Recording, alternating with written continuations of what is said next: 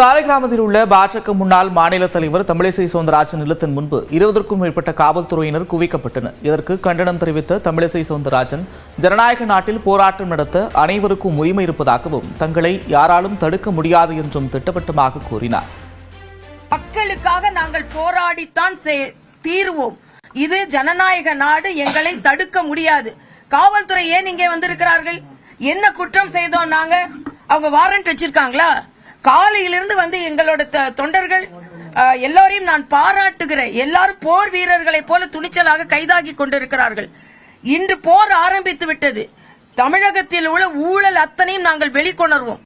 I won't go separately. I wanted everyone to come with me. So they அங்கதான் போறாங்களா? அப்ப எல்லாரையும் கூட்டிட்டு போனோம். Ask all of them to come. So அவங்க அங்கதான் வராங்களா? எல்லாரும் அங்க வாங்க.